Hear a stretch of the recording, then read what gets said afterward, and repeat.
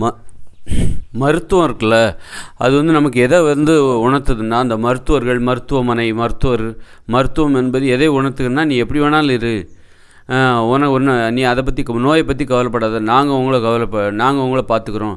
நீ மோட்டார் வாகனங்களை எவ்வளோ வேகத்தில் வேணாலும் ஓட்டு, நாங்கள் ஏதாவது விபத்து ஆச்சுன்னா, உனக்கு கை கால் உடஞ்சி போச்சுன்னா, நாங்கள் நவீன சிகிச்சை மூலமாக ஒட்ட வச்சுருவோம். இந்த மாதிரி நம்பிக்கை தான் அரசாங்கம் இந்த மருத்துவம் என்பது கொடுத்துக்கிட்டு இருக்குது. நீ என்ன உணவுகளை வேணாலும் சாப்பிடு, நீ குலாப்ஜாம் சாப்பிடு, சுகரை பற்றி கவலைப்படாத, அதுக்கு நாங்கள் மருந்து தரோம். அதனால் கட்டுப்பாடு இல்லாமல் கட்டுப்பாடாக இருக்கணுங்கிற அவசியமே இல்லை. உணவில் நீ கட்டுப்பாடாக இருக்கணுங்கிற அவசியமும் கிடையாது. அதுமாதிரி பால்வினை நோய்களை பற்றி நீ கவலைப்படாத, அதுக்கு நாங்கள் மருந்து கண்டுபிடிச்சிருவோம். எய்ட்ஸுக்கு மருந்து கண்டுபிடிச்சிருவோம். அதனால் பால்வினை நோய்களை பற்றி பயப்படாத அப்படின்னு சொல்லிட்டு, எந்த உணவு வேணாலும் சாப்பிடு. இப்போ பரோட்டா சாப்பிட்றியா, சாப்பிடு. குடல் புற்றுநோயை பற்றி கவலைப்படாத, அதுக்கு நாங்கள் மருந்து கண்டுபிடிச்சிருவோம். இப்போ சுகரை பற்றி கவலைப்படாத, அதுக்கு நாங்கள் தடுப்பூசி கண்டுபிடிச்சிட்ருக்கோம். அதுக்கான முயற்சியில் ஈடுபட்டுருக்கோம். இப்படி மருத்துவம் என்பது மனிதர்கள் ஒரு கட்டுப்பாடு இல்லாமல் வாழ்வதற்கு மருத்துவம் என்பது தைரியத்தை கொடுத்துட்ருக்கு, ஊக்கத்தை கொடுத்துட்ருக்கு. கட்டுப்பாடு இல்லாமல் வாழ்கிறது தான் சுதந்திரம்.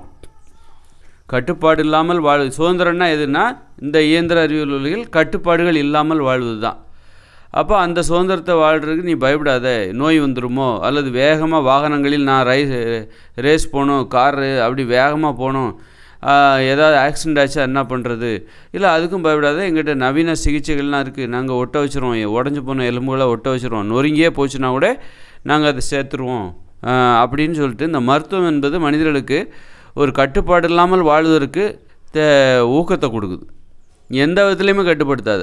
உன் வாழ்க்கை முறையில் போதை பழக்கமாக, சிகரெட்டாக, கவலைப்படாத, நாங்கள் புற்றுநோய்க்கு மருந்து கண்டுபிடிச்சிட்டோம், புற்றுநோய் வந்துடுமோன்னு பயப்படாத அப்படின்னு இந்த மருத்துவம் என்பது மனிதர்களுக்கு கட்டுப்பாடு இல்லாமல் வாழ்வதற்கு ஒரு ஊக்கத்தை, தைரியத்தை கொடுத்துட்ருக்கு. சரி, மருத்துவமே இல்லைன்னா நீ என்ன பண்ணுவேன்? யாரும் வாகனங்களில் வேகமாக போக மாட்டாங்க. நோய்களை தருகிற இப்போ ஏதோ சுகர் பேஷண்ட் ஏதோ டெய்லி மாத்திரை போடுறாங்க. அந்த மாத்திரை இல்லைன்னா என்ன பண்ணுவாங்க?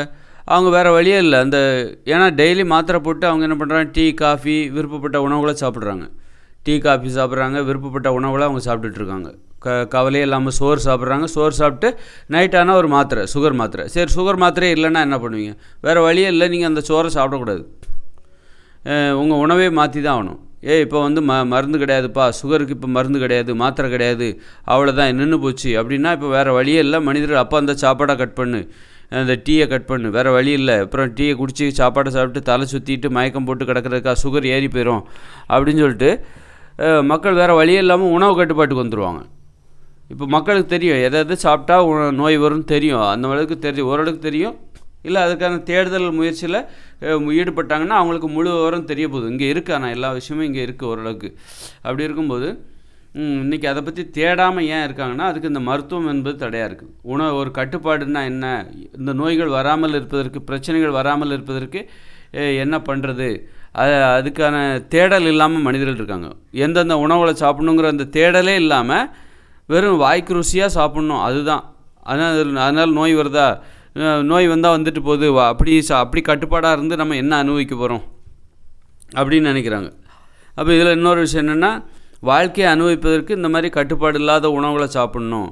இப்படிப்பட்ட சிந்தனை உடையவர்கள் யார் அப்படின்னா, இவர்கள் தான் ஒரு கட்டுப்பாடு இல்லாமல் வாழ்வதே லட்சியமாகும், அதுதான் வாழ்க்கையை அனுபவிப்பதற்கான வழி அப்படின்னு நினைக்கிறவங்க தான். அவங்க என்ன இந்த மாதிரி உணவுகளை சாப்பிட்டு நோய்களை வரவழைச்சிக்கிட்டு நோய் வந்தால் மருந்து மாத்திரைகளை போட்டு கஷ்டப்படுறாங்க, துன்பப்பட்டுக்கிட்டு இருக்காங்க. அதனால் மருத்துவம் என்பது இல்லை என்றால் மனிதர்கள் வேறு வழியே இல்லை, உணவில் கட்டுப்பாடு வரணும். உணவு தான் வேறு வழியே இல்லை, அவங்க கட்டுப்பாடாக இருந்தே ஆகணும். மருத்துவம் என்பதே இல்லைன்னு வச்சுக்கோங்களேன். இப்போது வேறு வழியே இல்லை, மனிதர்கள் உணவு கட்டுப்பாட்டை கடைபிடித்து தான் ஆகணும். வாழ்க்கையிலும் கட்டுப்பாடு ஆகணும். வேகமாக வாகனங்களே முதல்ல பயன்படுத்த மாட்டாங்க. வாகனங்களை பயன்படுத்தினா ஆக்சிடெண்ட் ஆனால் ஹாஸ்பிட்டலுக்கு 108க்கு ஃபோன் பண்ணி நம்மளை கூப்பிட்டு போய் அவங்க ஏதாவது சிகிச்சை செஞ்சு நம்மளை காப்பாற்றிடுவாங்க.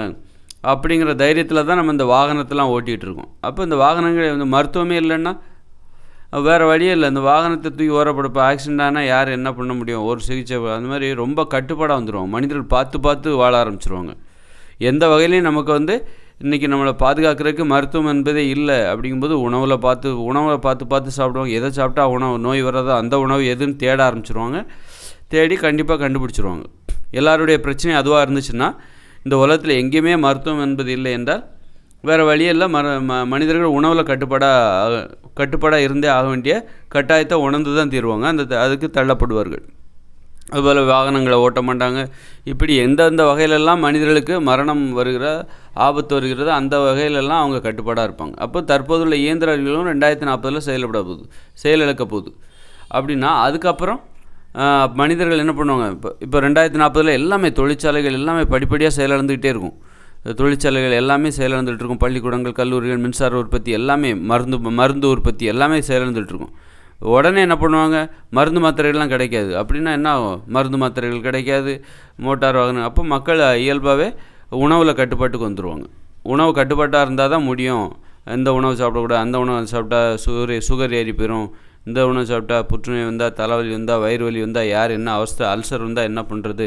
அதனால் இந்தந்த உணவு சாப்பிடாத, எந்தெந்த உணவு சாப்பிட்டா நோய் வராதோ அந்தந்த உணவு எதுன்னு போய் கண்டுபிடிக்க ஆரம்பிச்சிருவோம், தேட ஆரம்பிச்சிருவாங்க.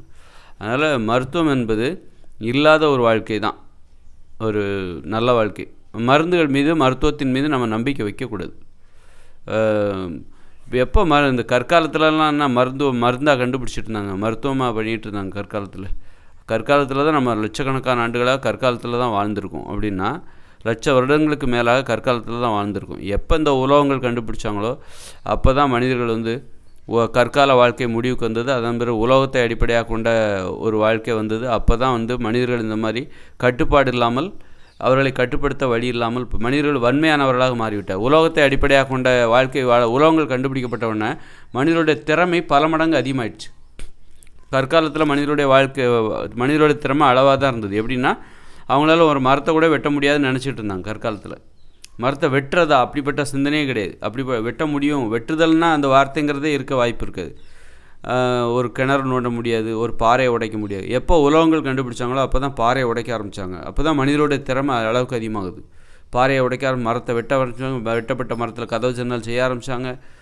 இப்படி உலோகங்கள் கண்டுபிடித்த உடனே மனிதனுடைய திறமை அதிகரிக்க ஆரம்பித்துவிட்டு, அது வரைக்கும் மனிதர்கள் தமக்கு திறமை கம்மியாக தான் இருக்குது, நம்மளாம் மென்மையானவர் எளிமையானவர்னு நினச்சிட்டு இருந்தாங்க.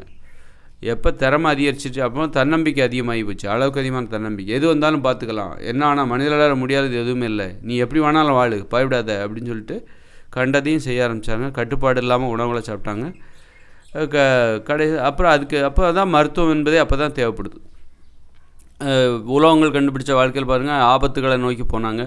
ஆபத்துகளை தருகிற செயல்களை இப்போ உலோகத்தை அடிப்படையாக கொண்ட ஆயுதங்கள், கருவிகள்லாம் செஞ்சு சண்டைகள்லாம் போட்டாங்க. வெட்டுப்படுவாங்க, காயப்படுவாங்க. அதுக்கு மருத்துவம் தேவை தானே. அப்போ தான் மருத்துவமே பிறக்குது.